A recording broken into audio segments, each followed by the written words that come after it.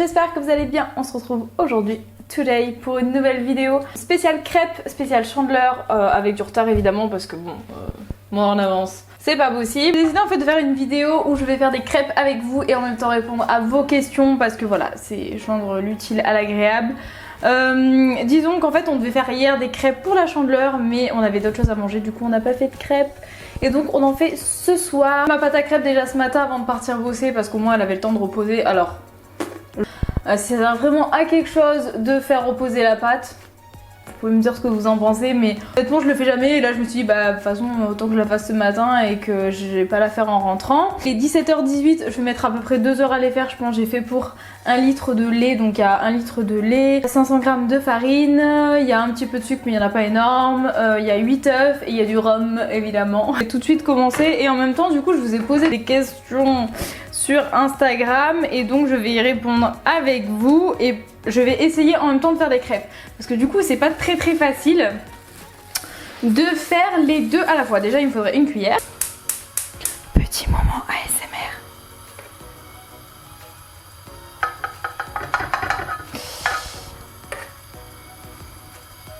Première question et c'est parti. First crêpe. En principe la première elle est toujours ratée hein. Donc on essaye. Pourquoi ça fait ça? Pourquoi ça fait ça? Je suis désolée si je vous crie dans les oreilles. Ça devrait aller. Allez, cuis pas très vite que j'ai le temps de répondre à ma question avant de te retourner. La course qui te fait rêver. La course qui me fait rêver, donc j'imagine en triathlon, je dirais Embrun. Pourquoi? Je pense que c'est pas la plus dure, mais l'une des plus dures courses distance Ironman qu'il existe ici en France. Et que c'est quand même quelque chose d'assez mythique quand on fait du triathlon, donc l'Embrunman c'est vraiment quelque chose que tout le monde rêve de faire plus ou moins. Et donc je pense que ça serait elle qui me ferait rêver. Après honnêtement c'est quand même beaucoup de préparation. Je suis désolée du coup si je vous regarde pas mais c'est juste que j'essaie de faire les deux choses à la fois. Je pense que c'est beaucoup de préparation et que je sais pas si je serais prête à me lancer en fait dans une course avec autant de préparation. Elle est ratée ou quoi? Faut pas que j'utilise des gros mots. Pourquoi elle colle? Alors va falloir m'expliquer, la première elle est ratée, je suis deg. Vous la voyez pas de là hein. Bon allez, j'ai raté la première, mais en principe quand on rate la première, on ne rate pas la deuxième. C'est grave, je la mangerai. Vous allez voir à quoi elle ressemble. À rien. Quelques courses par exemple, le Natureman que j'aimerais vraiment bien faire, qui est peut-être moins de préparation étant donné qu'il y a des distances plus courtes. Et je pense que ça serait vraiment une course qui me plairait. Deuxième crêpe. Deuxième question, Pourquoi as-tu choisi des études de psycho? C'est la seule chose qui me plaisait. Je m'étais dit peut-être pourquoi pas aller en STAPS, mais pour aller en fait un peu dans la continuité de mes études, c'est-à-dire que vu que j'ai fait un DE en triathlon, je me suis dit vu que c'est des études dans le sport, ça peut que me compléter et m'aider à faire de nouvelles choses. Et en même temps je me suis dit que la psycho ça pouvait également m'aider parce que comprendre niveau mental ce qui se passe chez l'athlète, c'est un peu de la préparation mentale et je trouvais ça plutôt cool aussi. Donc allié avec le sport et la psycho. Mais après honnêtement, si je continue en psycho, j'aimerais plutôt travailler dans le cadre hospitalier. Donc par exemple travailler en hôpital, voilà, avec être purement psychologue clinicienne et pas travailler dans le sport en fait. Ça serait vraiment changer complètement, tout simplement. Cette crêpe a l'air plutôt réussie. Combien as-tu de tatous et ont-ils une signification pour toi? Alors, j'en ai un que j'ai fait il n'y a pas très longtemps d'ailleurs. Je l'ai fait en octobre. Et je sais pas si vous allez voir. C'est un cœur en fait avec des feuilles et entouré. Et dedans il y a un autre cœur. Et j'ai fait le même with my mother. On a le même mis à part nos initiales. Donc dedans dans le feuillage on a intégré nos initiales. Donc moi j'ai les initiales de ma maman et mon papa. Et elle a les initiales de mon frère et de moi du coup. Très beau, je ne m'en lasserai pas je pense, il est vraiment très beau. Et de toute façon au bout de 3 mois il fallait faire les retouches il me semble. Entre temps il y a eu le deuxième confinement. Et je pense qu'il faudrait qu'on aille du coup faire les retouches. Cette crêpe est juste trop belle. Comment entretiens-tu tes cheveux en faisant du sport tous les jours? Et je pense que ça va avec, il y avait une question à la suite. c'est les laves-tu tous les jours quand tu nages? Alors, comment j'entretiens mes cheveux avec le sport? C'est assez compliqué, je trouve. J'en fais pratiquement tous les jours. Et en fait, c'est que j'ai un souci avec mes cheveux, c'est qu'ils sont tout le temps attachés. C'est très très rare que je les détache parce que j'aime pas ça, j'aime pas les avoir dans les yeux, j'aime pas... Enfin, ça me gêne, du coup, ils sont tout le temps attachés. Mais c'est surtout que je les attache hyper mal parce que je fais tout le temps des chignons à la va-vite en fait. Et du coup, ils s'abîment plus facilement à cause de ça. Et sinon, en ce moment, par exemple, où je fais du sport pratiquement tous les jours, allez, je dois faire 6 jours sur 7, 5 à 6 jours sur 7, où je vais à la salle, ou alors je vais courir, ou alors je roule. Et là, donc, je dirais une fois tous les 4 jours. Ça peut varier, mais c'est voilà, une fois tous les 4 jours, à part si par exemple je dois filmer une vidéo où je préfère avoir les cheveux lâchés et que ça se voit qu'ils sont sales, je vais les laver. Mais sinon avec le sport j'essaie de le faire maximum une fois tous les 4 jours parce qu'en fait au plus on va les laver, au plus ils vont être sales et etc. Et au plus ils vont graisser vite. Et du coup moi j'essaie de faire comme ça. Donc il faut savoir aussi que j'ai les cheveux décolorés plusieurs fois, donc que je fais des balayages à chaque fois par dessus. Et que du coup ils sont déjà pas mal écorchés et abîmés mes cheveux. Ça n'empêche que j'essaie d'en prendre soin quand même. Et par exemple j'essaye de faire des soins à chaque fois que je prends ma douche. Donc à chaque fois je vais les laver, donc je fais un premier shampoing. Et ensuite je le fais avant, donc le shampoing je mets un masque sur mes pointes. Parce que du coup mes pointes elles sont toujours plus ou moins douces. C'est plutôt en fait là, vous voyez ça par exemple, c'est des cheveux attachés de la journée. En chignon vite fait et du coup qui font qu'on dirait qu'ils sont un petit peu abîmés. Donc j'essaie d'en prendre soin au maximum et j'utilise un masque. Et donc quand je nageais par contre ce que je faisais c'est que je pense que je les lavais à peu près à la même fréquence. Donc une fois tous les 4 jours. Mais par contre à chaque fois que je nageais je les rinçais. Et j'ai jamais eu de soucis parce que justement je les décolore super souvent. Et j'ai jamais eu de souci d'avoir les cheveux verts ou quoi. Moi ça j'ai jamais connu. Je sais que pas mal de personnes qui deviennent blondes ou qui sont blondes ont les cheveux qui tournent au vert ou qui tournent à pas une très très belle couleur avec le chlore. Moi en l'occurrence ça m'est jamais arrivé.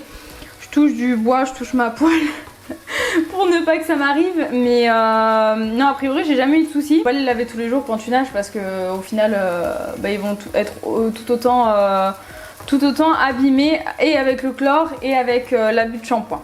Comment fais-tu pour être toujours motivée en faisant du sport? Alors faut savoir que je suis pas tout le temps motivée, même si c'est pas ce que je montre. Je suis pas tout le temps motivée, même si c'est vrai que sur les réseaux sociaux j'essaie de montrer toujours le côté positif des choses. Mais il est vrai que des fois je ne suis pas motivée, d'ailleurs souvent même je le dis. Mais tout simplement quand je suis pas motivée je fais pas les choses. C'est-à-dire que je préfère prendre du plaisir à faire du sport 3 fois par semaine. Et quand j'y vais, j'ai envie d'y aller et je vais m'épanouir dans ce que je fais. Au lieu de par exemple m'obliger à aller faire du sport, je sais pas moi, 5-6 fois par semaine alors que j'en ai pas envie, me forcer et au final ça va plus me dégoûter. Je trouve que c'est un peu ça quand je m'entraîne beaucoup en course à pied ou en vélo. J'en fais beaucoup d'un coup et au final après j'ai plus envie d'en faire parce que j'en ai trop fait. Du coup moi je préfère faire vraiment à l'envie, c'est-à-dire que s'il y a une semaine où j'ai vraiment envie de faire que du vélo, je vais faire que du vélo. S'il y a une semaine où j'ai envie de faire que courir, Enfin, j'essaie de me motiver un petit peu comme ça et de me fixer des petits objectifs à court terme. Et voilà, par exemple, en ce moment où j'ai découvert vraiment un peu plus le crossfit, on se fixe des petits objectifs du genre marcher sur les mains, faire les handstand push-up, les pompes quand vous êtes les pieds sur le mur. Donc par exemple ça c'est un objectif à faire que j'y arrive pas encore. Et voilà, moi je trouve que c'est bien. Après faut pas évoluer au gré des influences en fait. Il faut vraiment évoluer par rapport à vous et ce que vous avez envie. Et peu importe ce que diront les gens, si vous avez envie de vous mettre au poney, mettez-vous au poney. Si vous avez envie d'arrêter le sport, arrêtez le sport. Mais il faut que pour vous vous sentiez bien dans ce que vous faites, que ça vous apporte quelque chose au quotidien, que vous sentiez que vous ayez un bon équilibre. Et que ce soit un sport dans lequel vous pouvez vous épanouir. Faire les choses ni par obligation, ni par contrainte, ni par... à part quand c'est votre boulot du coup, ni par influence. C'est-à-dire que c'est pas parce que sur Instagram vous allez suivre nana qui font 500 km de vélo par semaine que vous allez être forcé de faire la même chose. Faut se mettre à sa hauteur, à son échelle et faire vraiment ce qui vous correspond et avec ce que vous vous sentirez le mieux en fait. Je sais pas si j'ai bien répondu à ta question, mais du coup tout ça pour dire qu'en fait je suis pas tout le temps motivée, que mais que la plupart du temps je suis motivée par ce qui me fait vibrer, ce dont j'ai envie de faire. C'est-à-dire que je vais pas me forcer à faire des choses dont je n'ai pas envie de faire. Vous voyez pas trop mes crêpes quand même, hein?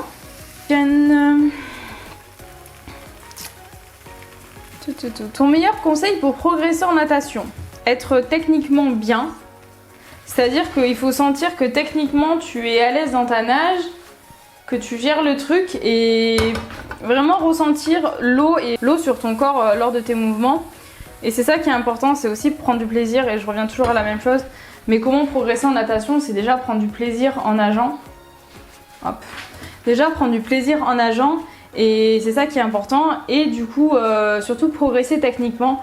C'est-à-dire qu'avant de vouloir avoir des notions de vitesse, avoir des notions de borne, c'est-à-dire de kilométrage, il faut d'abord être bon techniquement. Et je pense que ça passe par avoir un entraîneur qui va venir te voir en fait, et qui va venir te donner des conseils par rapport à toi, par rapport à ta nage personnellement. Et je pense que ça c'est important déjà, que c'est la première des choses à avoir. Et après, du coup, avec cette technique, il faut avoir l'endurance et également travailler la vitesse. Donc c'est important de borner, de faire des kilomètres pour se sentir bien dans l'eau, mais c'est également surtout de faire des séances avec de l'intensité pour pouvoir progresser et gagner en vitesse, mais également faire de l'endurance pour pouvoir tenir plus longtemps tout simplement la distance, et surtout si tu prépares des longues distances. Premièrement sur la technique, et ensuite travailler à haute intensité et également en endurance fondamentale. Mais ça sert strictement à rien d'aller faire 2000 mètres en poule juste comme ça pour aller nager, hein. Soit tu te donnes des objectifs de technique, soit tu te donnes des objectifs de vitesse, faire du longue distance mais en te donnant des contraintes techniques. Et aussi ça passe par la régularité. Il est préférable par exemple de faire 3 séances dans la semaine vraiment structurées et bien, qui vont te servir à quelque chose, qu'aller nager 5 fois sans utilité, comme je disais, faire 3000 mètres par séance, mais au final faire que de l'endurance fondamentale. Donc je pense qu'il faut vraiment intégrer de l'intensité dedans et vraiment penser à ta technique. Et il faut surtout se donner des contraintes lors des entraînements, c'est-à-dire que si on te dit tu nages à telle intensité, il faut vraiment que tu respectes les temps, et c'est ça qui va te motiver, c'est en voyant que tu progresses petit à petit en t'améliorant avec tes temps. Si par exemple tu as un 10 x 100 mètres, meilleure moyenne possible, où tu essaies d'aller le plus vite dans tes 100 mètres, que semaine A tu fais, tu fais 1,30 de moyenne aux 100 mètres, et que finalement semaine 10 tu constates que finalement tu fais 1,25 de moyenne, tu verras que tu as progressé, et c'est ça qui va te motiver à progresser encore plus. Donc il faut vraiment travailler avec des contraintes de temps et quelque chose qui va te donner envie d'évoluer et de continuer à progresser. As-tu un problème avec l'alimentation? Non, je n'ai pas de souci avec l'alimentation, je pense. Enfin, j'ai pas un réel souci avec l'alimentation. C'est vrai que j'ai tendance à culpabiliser, ou j'avais tendance à culpabiliser avec ce que je mangeais. Selon ce que je mangeais, si par exemple je mangeais beaucoup de choses sucrées, beaucoup de cookies ou quoi, je culpabilisais, je me disais ah tiens je vais grossir. Et d'ailleurs, petite anecdote, c'est que moi quand je mange beaucoup, j'ai l'impression que mes cuisses elles gonflent. Mais je vous assure, je sais pas si c'est possible, hein, je pense pas. Mais avant quand je mangeais beaucoup, je disais à mes copines mais vous avez l'impression de grossir du ventre, mais moi je grossis des cuisses. Et franchement je sais pas si c'est vrai, mais j'ai vachement un complexe avec ces cuisses, et le vélo ça n'arrange rien malheureusement. Non, j'ai pas un réel souci avec l'alimentation, mais c'est vrai que j'essaye de manger équilibré, parce que je sais très bien que si je mange tout le temps n'importe quoi, je vais forcément grossir, et en plus de ça si je fais moins de sport je vais forcément grossir. Donc j'essaye d'avoir un bon équilibre d'alimentation, et puis après ça va tout seul, hein.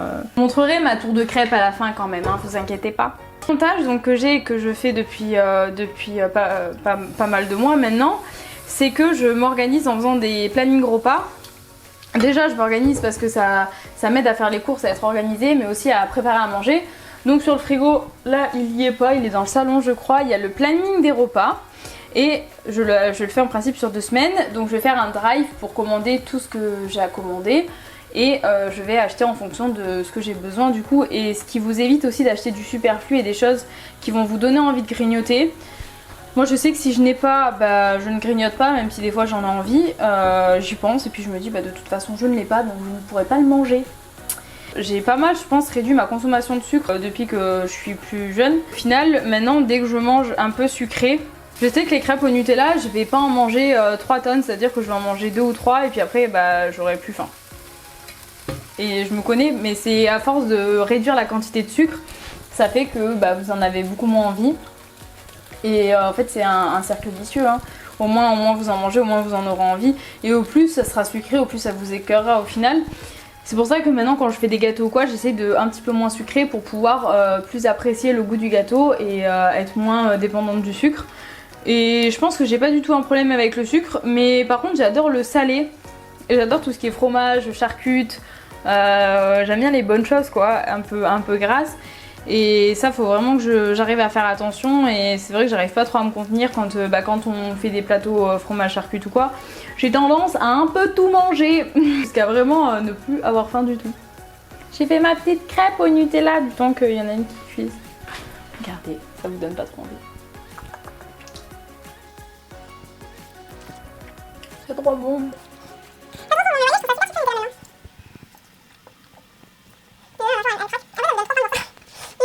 J'ai arrêté les questions parce que j'ai l'impression de pas arriver à faire deux choses à la fois. J'ai l'impression que c'est trop de concentration d'un coup. Oui, je sais, je suis un peu bizarre. Et j'ai super soif maintenant, super. Bon allez, je vais répondre à une dernière question. Je vais regarder ce qui reste comme question. Combien de fois cours-tu à jeun? Le matin, j'imagine. Cours à jeun, franchement c'est super aléatoire, il y a des matins où j'ai envie d'aller courir. En fait, à la base, ces footings à jeun, c'est parti que depuis que je mange des œufs, j'aime bien avoir du pain avec. Et en fait, je le trouve meilleur depuis que je le prends frais au lieu de le congeler en fait et de le décongeler tous les matins. Du coup, je préfère le prendre frais, et ce qui fait que maintenant, en fait, je vais faire des footings le matin, je me lève. Donc je me réveille toujours aux alentours entre 7h et 8h, j'ai un réveil dans la tête, c'est 7h ou 8h. Souvent c'est aux alentours des 7h30. Et ce que je fais, c'est que vu que monsieur dort plus longtemps, moi je prends mes petites affaires, mes petites jambes, et je vais courir environ entre 20 et 30 minutes. Alors je fais pas beaucoup plus à jeun, de toute façon je pense que j'aurai pas l'énergie de faire beaucoup plus. Et ce que je fais, c'est que je fais un petit run de voilà 20-30 minutes. Et que après, quand j'ai fini mon footing, en fait on a une boulangerie très loin, je dirais à 400 mètres. Et du coup, dès que j'ai fini mon footing, j'avais pris de l'argent sur moi, je prends mon masque et je vais direct à la boulange. Ce qui me permet en fait de déjà manger du pain frais, et en plus de ça de sortir de chez moi et d'aller faire un footing. Regardez ce bon plat de crêpes. Je dirais qu'il n'y en a pas beaucoup. Il y en a 25. Alors on est 4, je vous laisse faire le calcul. 10 x 4, 24. 6 crêpes chacun, plus la mini qui est ici. Mais franchement j'en ai mangé une au Nutella, une au sucre, et j'ai plus du tout faim. En tout cas j'espère que cette vidéo vous aura plu et que ce genre de vidéo vous plaît, parce que du coup franchement c'était vraiment cool. Hop. C'était vraiment cool de filmer en faisant à manger. J'ai trouvé ça vraiment cool. Donc si vous voulez une autre vidéo comme ça, bah, n'hésitez pas à me le dire. Je me ferai un plaisir de vous le faire. Si vous voulez que je fasse des cookies, moi j'adore les cookies, donc je peux faire des cookies. Et puis plus je connais la recette par cœur, et ben je pourrais parler en même temps, et normalement ça vous... je serai organisé. Parce que là je vous avouerai que faire des crêpes et en même temps réfléchir à ce que je vais dire et lire les questions et tout, c'est pas super facile. Mais bon bref. Donc si ce genre de vidéo vous a plu, dites-le moi en commentaire, et dites-moi ce que vous aimeriez bien que je fasse. En attendant, ben je vous dis à la prochaine, hein. J'espère que cette vidéo vous aura plu encore une fois. N'oubliez pas de laisser un petit like, un petit commentaire, à vous abonner. Et surtout voilà, prenez soin de vous, et je vous dis ciao, à la prochaine.